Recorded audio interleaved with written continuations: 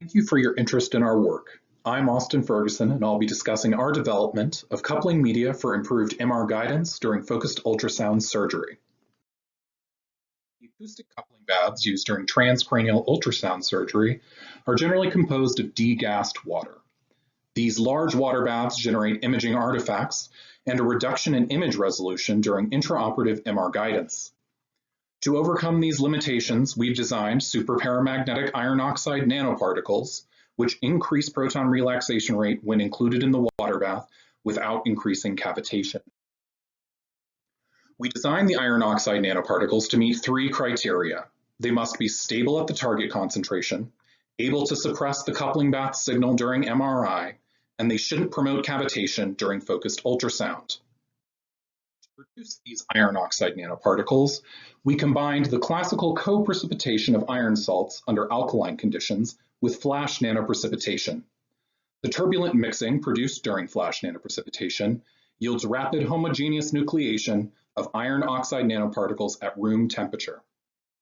After exiting the mixer, the iron oxide nanoparticles were immediately coated with polymethacrylic acid to stabilize them and prevent any further growth. Particles were characterized with dynamic light scattering to determine their size and zeta potential. The nanoparticles have an average hydrodynamic diameter of 32 nanometers and a zeta potential of negative 51.5 millivolts. The measured zeta potential, along with the polymethacrylic acid coating, suggests the nanoparticles are electrosterically stabilized. The interfacial tension of aqueous suspensions of the iron oxide nanoparticles was determined using the pendant drop method. The interfacial tensions of all samples were indistinguishable from water. The relaxivity of the nanoparticles, 10 milliliter suspensions of iron oxide nanoparticles at various iron concentrations were placed in Eppendorf tubes, put in the center of a 3 Tesla MRI scanner, and subjected to multi-spin echo and inversion recovery sequences. R1 and R2 relaxation rates were estimated by performing a least squares fit of the multi-spin echo and inversion recovery data to the standard NMR single exponential relaxation models. The relaxivities were estimated as the slopes of a least squares fit for the R1 and R2 rates as a function of iron concentration. The results displayed monotonic NMR relaxation curves that were well described by single exponential behavior and well sampled by the measurement sequences. The relaxation rates varied quite linearly with concentration.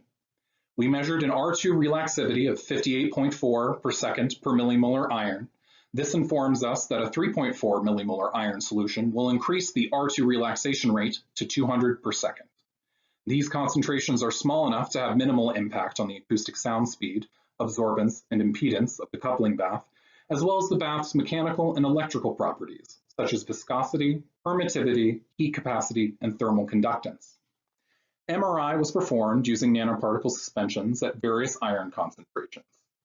The 0.9 millimolar iron suspension suppressed over 97% of the water bath signal during localizer and spin echo scans, but only 49% signal suppression was seen during the gradient echo scan, which has a much shorter echo time.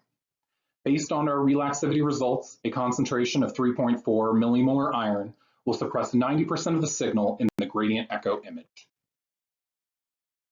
A waterproof chamber with an acoustically transparent window and optical windows allowing high-speed videography was filled with aqueous suspensions of iron oxide nanoparticles at concentrations between 0 and 0.9 millimolar iron.